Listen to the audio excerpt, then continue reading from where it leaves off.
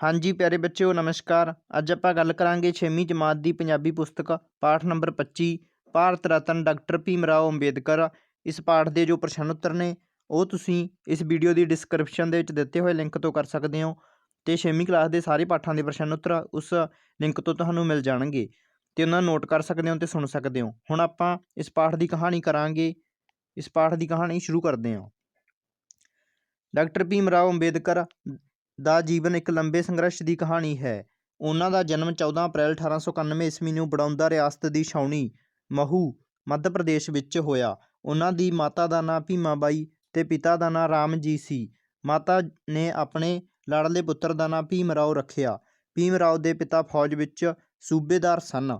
ਭੀਮ ਰਾਓ 3 ਕੁ ਸਾਲ ਦੇ ਸਨ ਜਦ ਪਿਤਾ ਰਾਮ ਜੀ ਫੌਜ ਵਿੱਚੋਂ ਪੈਨਸ਼ਨ ਲੈ ਕੇ ਘਰ ਆ ਗਏ। ਉਹਨਾਂ ਦਾ ਜੱਦੀ ਪਿੰਡ ਮਹਾਰਾਸ਼ਟਰ ਰਾਜ ਵਿੱਚ ਅੰਬਾਵੜੇ ਸੀ।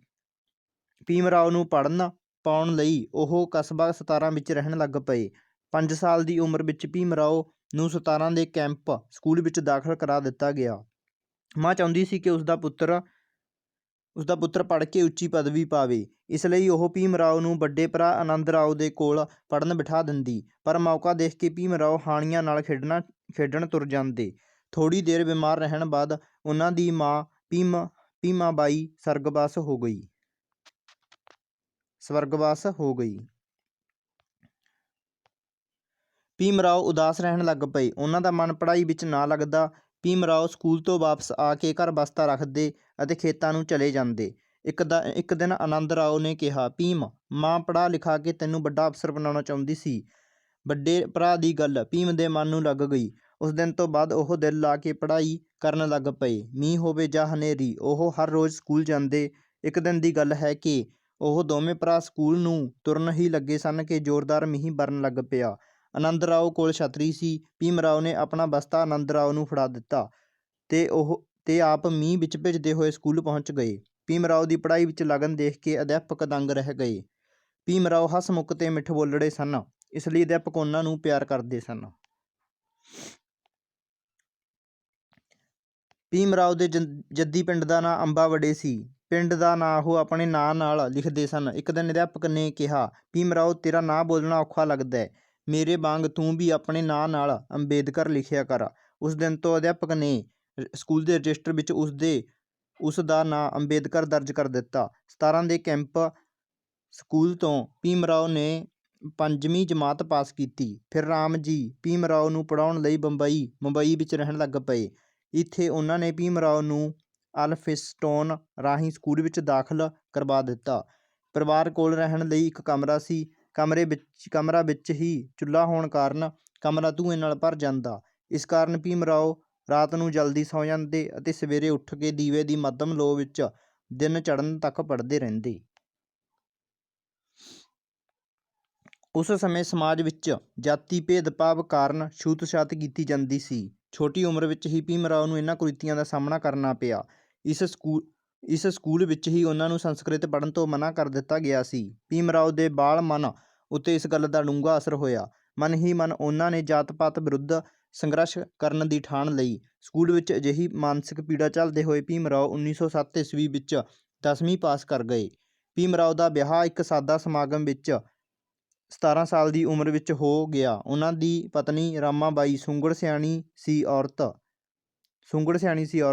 ਹਰ ਮੁਸ਼ਕਲ ਘੜੀ ਵਿੱਚ ਰਾਮਾ ਬਾਈ ਨੇ ਉਹਨਾਂ ਦਾ ਸਾਥ ਨਿਭਾਇਆ। ਉਹਨਾਂ ਦੇ ਘਰ ਇੱਕ ਪੁੱਤਰ ਨੇ ਜਨਮ ਲਿਆ ਜਿਸ ਦਾ ਨਾਂ ਜਸਵੰਤ ਰਾਓ ਰੱਖਿਆ ਗਿਆ। 10ਵੀਂ ਪਾਸ ਕਰਕੇ ਭੀਮ ਰਾਓ ਅਲਫਿੰਸਟਨ ਕਾਲਜ ਮੁੰਬਈ ਵਿੱਚ ਦਾਖਲ ਹੋ ਗਏ। ਭਾਵੇਂ ਘਰ ਵਿੱਚ ਆਰਥਿਕ ਤੰਗੀ ਸੀ ਪਰ ਉਹ ਹੋਰ ਅੱਗੇ ਪੜ੍ਹਨਾ ਚਾਹੁੰਦੇ ਸਨ। ਇਸ ਮੌਕੇ ਉਹਨਾਂ ਦੇ ਇੱਕ ਅਧਿਆਪਕ ਕਲੂਸਕਰ ਉਹਨਾਂ ਦੀ ਮਦਦ ਕਰਨ ਲਈ ਅੱਗੇ ਆ ਗਏ। ਉਹ ਭੀਮ ਰਾਓ ਨੂੰ ਰਿਆਸਤ ਬੜੌਦਾ ਦੇ ਮਹਾਰਾਜ ਕੋਲ ਲੈ ਗਏ। ਮਹਾਰਾਜ ਸਿਆਂ ਜੀ ਗਾਇਕਵਾੜ ਨੇ ਭੀਮ ਰਾਓ ਤੋਂ ਕੁਝ ਪ੍ਰਸ਼ਨ ਪੁੱਛੇ। ਭੀਮ ਰਾਓ ਨੇ ਸਾਰੇ ਪ੍ਰਸ਼ਨਾਂ ਦੇ ਠੀਕ ਉੱਤਰ ਦੇ ਦਿੱਤੇ। ਮਹਾਰਾਜਾ ਜੀ ਖੁਸ਼ ਹੋ ਗਏ। ਭੀਮ ਰਾਓ ਨੂੰ ਬੜੌਦਾ ਰਿਆਸਤ ਵੱਲੋਂ ਹੁਸ਼ਿਆਰ ਵਿਦਿਆਰਥੀਆਂ ਨੂੰ ਦਿੱਤਾ ਜਾਂਦਾ ਵਜ਼ੀਫਾ ਲੱਗ ਗਿਆ। ਇਸ ਆਰਥਿਕ ਮਦਦ ਨਾਲ 1912 ਈਸਵੀ ਵਿੱਚ ਭੀਮ ਰਾਓ ਨੇ BA ਪਾਸ ਕਰ ਲਈ। ਭੀਮ ਰਾਓ ਉਚੇਰੀ ਵਿੱਦਿਆ ਹਾਸਲ ਕਰਨਾ ਚਾਹੁੰਦੇ ਸਨ। ਬੜੌਦਾ ਦੇ ਮਹਾਰਾਜਾ ਕੁਝ ਹੁਸ਼ਿਆਰ ਵਿਦਿਆਰਥੀਆਂ ਨੂੰ ਪੜ੍ਹਨ ਲਈ ਅਮਰੀਕਾ ਭੇਜ ਰਹੇ ਸਨ। ਭੀਮ ਰਾਓ ਮਹਾਰਾਜਾ ਨੂੰ ਆਪ ਜੀ ਭੀਮ ਰਾਓ ਮਹਾਰਾਜਾ ਨੂੰ ਆਪ ਜਾ ਕੇ ਮਿਲੇ। ਮਹਾਰਾਜਾ ਨੇ ਉਹਨਾਂ ਦੀ ਬੇਨਤੀ ਮੰਨ ਲਈ। ਉਹਨਾਂ ਨੂੰ ਉਚੇਰੀ ਵਿੱਦਿਆ ਪੜ੍ਹਨ ਲਈ ਅਮਰੀਕਾ ਜਾਣ ਦਾ ਮੌਕਾ ਮਿਲ ਗਿਆ। ਉਹਨਾਂ ਨੇ ਸਖਤ ਮਿਹਨਤ ਕਰਕੇ ਕੋਲੰਬੀਆ ਯੂਨੀਵਰਸਿਟੀ ਤੋਂ MA ਅਤੇ PhD ਦੀ ਡਿਗਰੀ ਹਾਸਲ ਕਰ ਲਈ। ਇੱਥੇ ਉਹਨਾਂ ਨੇ ਬਿਲਕੁਲ ਸਾਦਾ ਜੀਵਨ ਬਿਤਾਇਆ। ਆਮ ਕਰਕੇ ਉਹ ਦਿਨ ਵਿੱਚ 1 ਕੱਪ ਚਾਹ ਅਤੇ ਡਬਲ ਰੋਟੀ ਖਾ ਕੇ ਹੀ ਗੁਜ਼ਾਰਾ ਕਰ ਲੈਂਦੇ ਸਨ। ਅਮਰੀਕਾ ਦੀ ਪੜ੍ਹਾਈ ਪੂਰੀ ਕਰਕੇ ਉਹ ਲੰਡਨ ਪੁੱਜ ਗਏ। ਇੱਥੇ ਉਹਨਾਂ ਨੇ ਅਰਥ ਸ਼ਾਸਤਰ ਅਤੇ ਕਾਨੂੰਨ ਦੀ ਪੜ੍ਹਾਈ ਸ਼ੁਰੂ ਕਰ ਦਿੱਤੀ। ਥੋੜ੍ਹੀ ਦੇਰ ਬਾਅਦ ਵਜ਼ੀਫੇ ਦੀ ਮਿਆਦ ਮੁੱਕ ਜਾਣ ਕਾਰਨ ਉਹ ਦੇਸ਼ ਪਰਤ ਆਏ। ਭਾਰਤ ਆ ਕੇ ਭੀਮ ਰਾਓ ਮਹਾਰਾਜਾ ਬੜੌਦਾ ਦੇ ਮਿਲਟਰੀ ਸਕੱਤਰ ਲੱਗ ਗਏ। ਦਫ਼ਤਰ ਵਿੱਚ ਜਾਤੀ ਭੇਦਭਾਵ ਹੋਣ ਕਾਰਨ ਉਹਨਾਂ ਨੇ ਇਹ ਨੌਕਰੀ ਛੱਡ ਦਿੱਤੀ। ਮੁੰਬਈ ਆ ਕੇ ਉਹ ਸਿਡਨਹਮ ਕਾਲਜ ਵਿੱਚ ਰਾਜਨੀਤੀ ਸ਼ਾਸਤਰ ਦੇ ਪ੍ਰੋਫੈਸਰ ਲੱਗ ਗਏ। ਇੱਥੇ ਉਹਨਾਂ ਦੇ ਸਾਥੀ ਅਧਿਆਪਕ ਵੀ ਉਹਨਾਂ ਨਾਲ ਵਿਤਕਰਾ ਕਰਦੇ ਸਨ।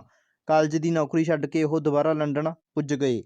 ਇੱਥੇ ਉਹਨਾਂ ਨੇ ਅਰਥ ਸ਼ਾਸਤਰ ਵਿੱਚ ਉਚੇਰੀ ਡਿਗਰੀ ਪ੍ਰਾਪਤ ਕਰਨ ਦੇ ਨਾਲ ਨਾਲ ਵਕਾਲਤ ਪਾਸ ਕਰ ਲਈ। ਫਿਰ ਮੁੰਬਈ ਆ ਕੇ ਉਹਨਾਂ ਨੇ ਵਕਾਲਤ ਕਰਨੀ ਸ਼ੁਰੂ ਕਰ ਦਿੱਤੀ। ਉਹਨਾਂ ਦੀ ਵਕਾਲਤ ਚੰਗੀ ਚੱਲ ਰਹੀ ਸੀ, ਪਰੰਤੂ ਉਹ ਸਰਕਾਰੀ ਲਾਅ ਕਾਲਜ ਮੁੰਬਈ ਦੇ ਪ੍ਰਿੰਸੀਪਲ ਨਿਯੁਕਤ ਹੋ ਗਏ। ਡਾਕਟਰ ਭੀਮ ਰਾਓ ਅੰਬੇਦਕਰ ਨੇ ਬਚਪਨ ਤੋਂ ਹੀ ਮਨੁੱਖ ਪ੍ਰਤੀ ਕੀਤੀ ਜਾਂਦੀ ਨਫ਼ਰਤ ਸਹਿਣ ਕੀਤੀ ਸੀ। ਉਹਨਾਂ ਨੂੰ ਅਹਿਸਾਸ ਹੋ ਗਿਆ ਸੀ ਕਿ ਜਾਤ ਪਾਤ ਵਿੱਦਿਆ ਦੀ ਰੋਸ਼ਨੀ ਨਾਲ ਦੂਰ ਹੋ ਸਕਦੀ ਹੈ। ਸਮਾਜ ਵਿੱਚ ਵਿੱਦਿਆ ਦਾ ਦੀਪ ਜਗਾਉਣ ਲਈ ਉਹਨਾਂ ਨੇ ਪੀਪਲਜ਼ ਐਜੂਕੇਸ਼ਨ ਸੁਸਾਇਟੀ ਬਣਾਈ। ਇਸ ਸਭਾ ਵੱਲੋਂ ਗਰੀਬ ਬੱਚਿਆਂ ਦੀ ਪੜ੍ਹਾਈ ਲਈ ਸਕੂਲ, ਕਾਲਜ ਅਤੇ ਹੋਸਟਲ ਖੋਲ੍ਹੇ ਗਏ। ਸਮਾਜ ਭਲਾਈ ਦੇ ਕਾਰਜ ਨੂੰ ਘਰ ਘਰ ਪਹੁੰਚਾਉਣ ਲਈ ਉਹਨਾਂ ਨੇ ਮੂਕ ਨਾਇਕ ਅਤੇ ਬਹਿਸ਼ਕ੍ਰਿਤ ਭਾਰਤ ਹਫ਼ਤਾਵਾਰ ਅਖ਼ਬਾਰ ਕੱਢੇ। ਲੰਦਨ ਵਿੱਚ ਹੋਈਆਂ ਗੋਲਮੇਜ਼ ਕਾਨਫਰੰਸਾਂ ਵਿੱਚ ਜਾ ਕੇ ਪਛੜੇ ਵਰਗ ਦੀ ਸਥਿਤੀ ਬਿਆਨ ਕੀਤੀ। ਉਹਨਾਂ ਦੇ ਯਤਨਾਂ ਨਾਲ ਪਛੜੀਆਂ ਸ਼੍ਰੇਣੀਆਂ ਨੂੰ ਕੁਝ ਬੁਨਿਆਦੀ ਸਹੂਲਤਾਂ ਮਿਲੀਆਂ। ਗਰੀਬ ਸਮਾਜ ਦੀ ਭਲਾਈ ਹਿੱਤ ਸੰਘਰਸ਼ ਕਰਦਿਆਂ ਉਹ 1927 ਵਿੱਚ ਵਿਧਾਨ ਪਰਿਸ਼ਦ ਦੇ ਮੁੰਬਈ ਦੇ ਮੈਂਬਰ ਚੁਣੇ ਗਏ।